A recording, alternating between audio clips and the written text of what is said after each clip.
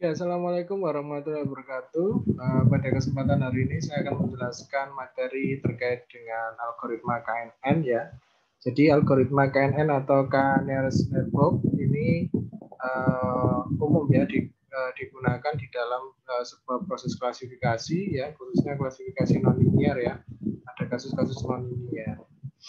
Nah, di dalam KNN ini merupakan salah satu proses pembelajaran mesin, terkhususnya dia adalah tipe pembelajaran terawasi atau supervised learning, artinya di mana target dari sebuah data itu sudah diketahui sebelumnya.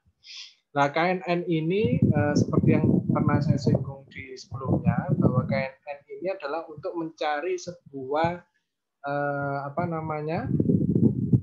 jarak ya antara satu titik dengan titik yang lainnya, sehingga itu kita bisa mengetahui kedekatan ya antara satu kelas dengan kelas yang lainnya, sehingga kita bisa memberikan sebuah garis pemisah.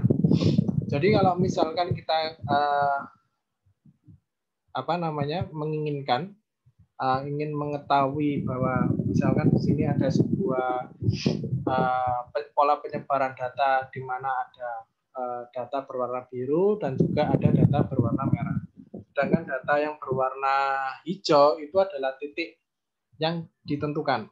Ya, misalnya di dalam sebuah soal itu, atau kita bisa menentukan titiknya itu di mana, terus nah itu kita baru bisa mengetahui jarak antara kelas yang biru anggotanya data-data tersebut ya dengan jarak yang anggotanya adalah merah-merah. Jadi ini nanti diukur jarak ke sini nih berapa, jarak ini ke sini berapa, ini ke sini berapa, ini ke sini berapa. Lah itu nanti baru bisa kita tentukan, oh ternyata ini dekat dengan ini sehingga ini menjadi satu kelas ya.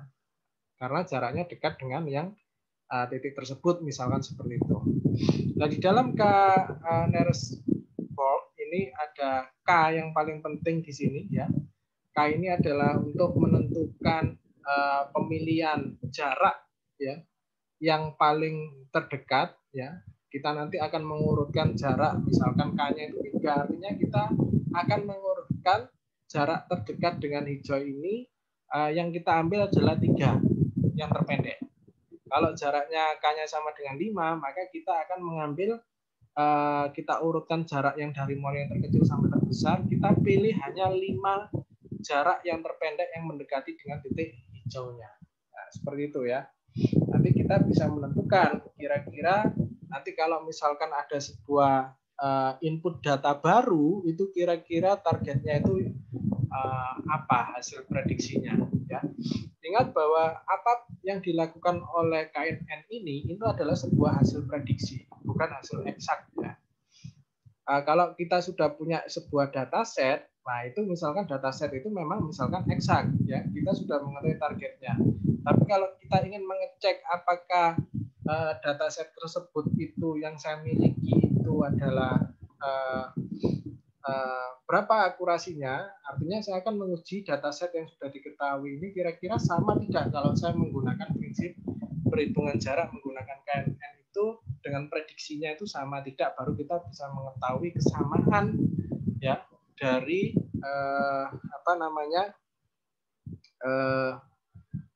kesamaan dari target yang dimiliki berdasarkan dataset yang ada. Nah, ukuran jarak di dalam KNN ini itu menggunakan Euclidean distance ya, atau D disimbolkan A, B ini adalah jarak antara titik hijau tadi yang kita tentukan titiknya di mana, kemudian kita hitung jarak dengan pola penyebaran data yang ada. Nah, itu merupakan akar dari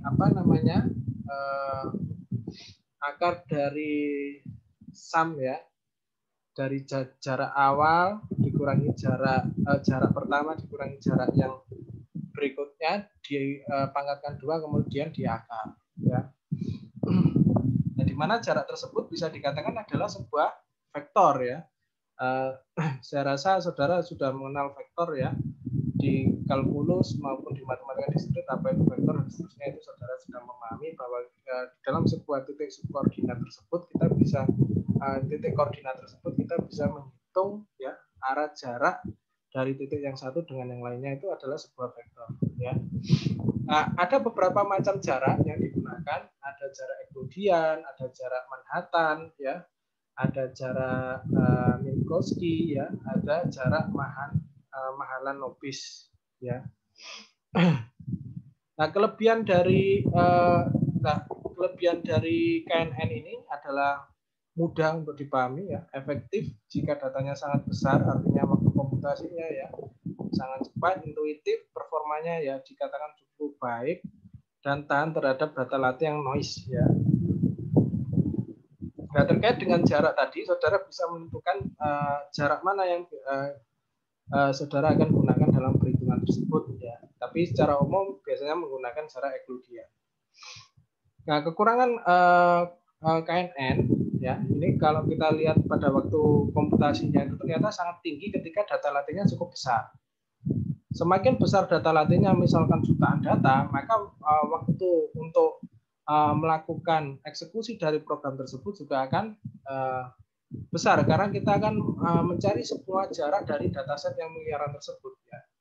Dan sangat sensitif dengan ciri-ciri yang redundan, ya. Redundan itu ada sebuah data diulangi lagi di dalam data tersebut, ya. Makanya itu biasanya disebut kita memerlukan sebuah data cleaning, ya. Kita perlu melakukan preprocessing data terlebih dahulu untuk menghindari redundansi dari sebuah data tersebut, ya.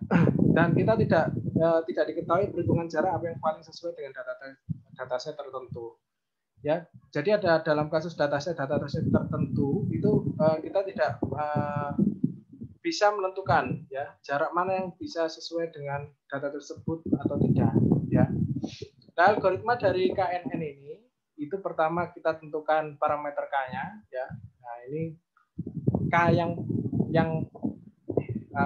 berapa banyak yang kita tentukan, ya, atau jumlah tetangga yang paling dekat yang kita akan pilih, ya, sehingga itu nanti akan kita bisa menentukan bahwa hasil prediksi dari sebuah input data yang baru, misalkan seperti itu. Kemudian kita akan menghitung jarak Euclidean, ya, antara objek yang satu dengan titik yang sudah kita tentukan. Kemudian mengurutkan dari jarak tersebut, ya, dari yang terkecil sampai yang terbesar, baru kita nanti akan peringkat yang terkecil sebesar berapa, ambil sesuai dengan nilai K-nya yang diambil, baru kita bisa menentukan nilai prediksi atau target berdasarkan dataset yang baru, misalkan seperti itu, ya. Sebagai contoh, misalkan di sini saya punya sebuah data, ya, survei kuesioner dengan nilai K-nya ini saya tentukan adalah sama dengan 4, artinya nanti saya akan mengambil 4 peringkat dengan jarak minimum tersebut, ya. Nah, itu nanti akan saya ambil sehingga kita bisa menentukan kesimpulannya ketika ada data baru itu prediksinya seperti apa. Jadi misalkan saya punya sebuah dataset, ya, inputannya adalah X1, X2 dengan Y itu adalah sebuah target, X1 adalah daya tahan, kemudian X2 adalah kekuatan, misalkan data tersebut, ya. Kemudian ada 8, 4 itu adalah menyatakan sebuah satuan, ya, atau nilai dari sebuah satuan X1 dan nilai dari X2, ya, dengan satuannya detik, yang satunya kilogram per meter kuadrat, ya. Dengan klasifikasinya adalah baik, jelek, dan seterusnya itu. Nah, misalkan kita akan menentukan sebuah titik poinnya, itu di X1-nya itu adalah 7, X2-nya adalah 4. Nah, titik poin ini bisa saudara tentukan, ya. Terserah, ya, tapi kadang-kadang di dalam sebuah soal itu sudah diketahui, atau kita bisa menambahkan sebuah algoritma tertentu untuk menentukan titik poin maksimal dari sebuah pola penyebaran data tersebut, sehingga kita bisa menentukan secara cepat, ya, dalam proses perhitungan klasifikasi KNN ini. Jadi misalkan di dalam soal ini X1-nya adalah sama dengan 7, X2-nya adalah sama dengan 4, ya. Kemudian kita hitung jaraknya, ya, berdasarkan X1-nya adalah 7 di sini, X2-nya adalah 4, artinya 8 dikurangi 7, ya.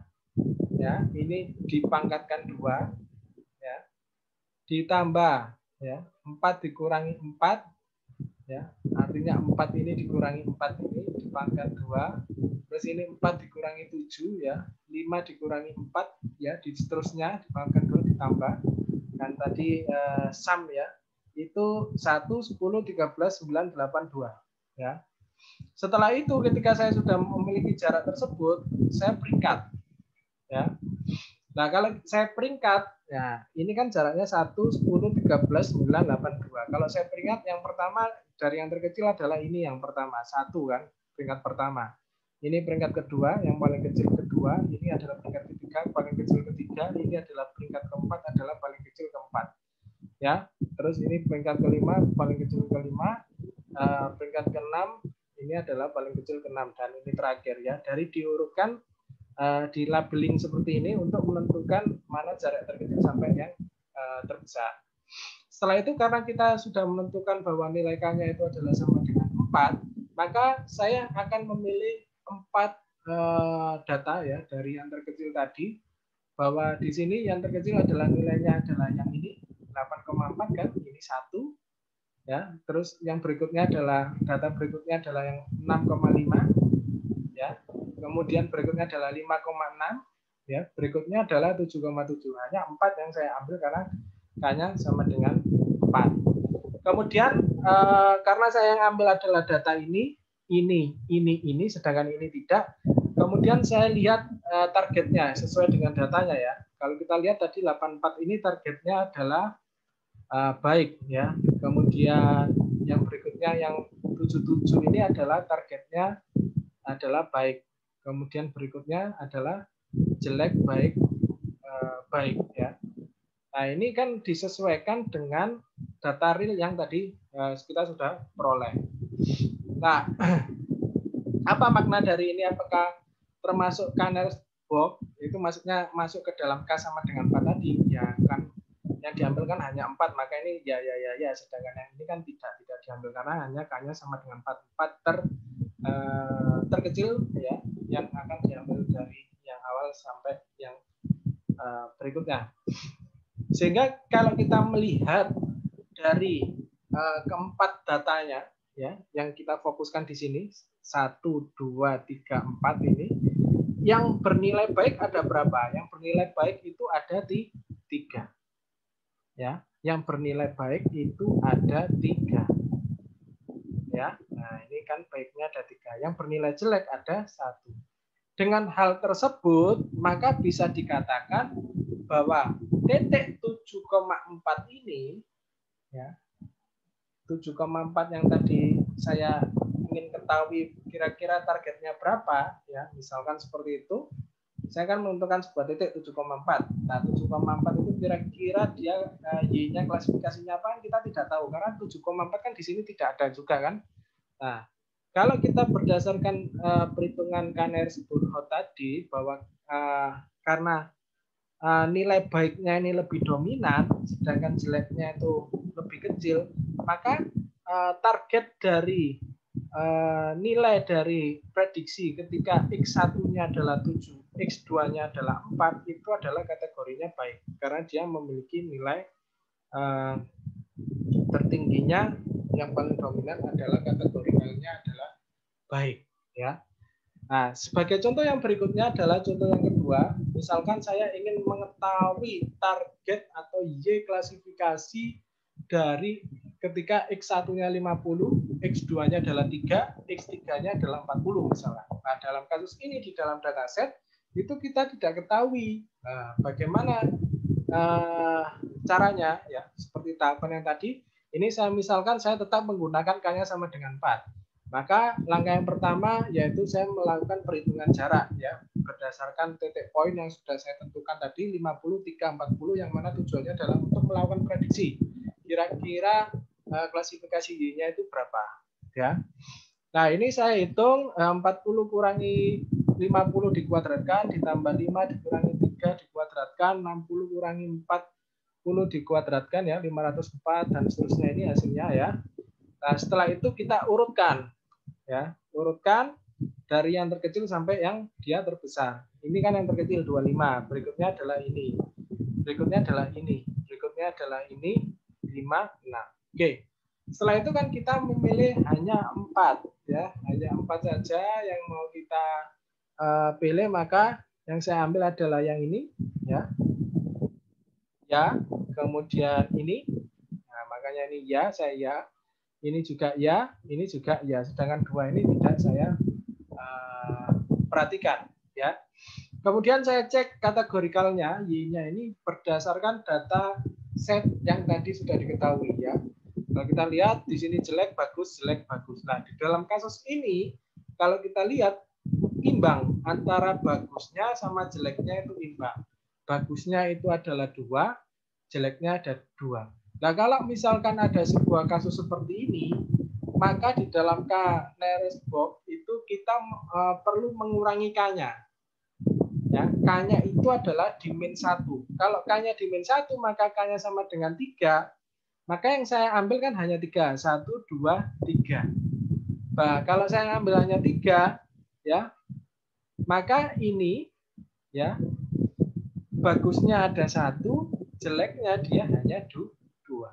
Karena yang dominan adalah banyaknya itu adalah targetnya yang jelek, maka bisa dikatakan 5340 ini memiliki nilai prediksi kelas, yaitu bernilai Y-nya adalah jelek, seperti itu.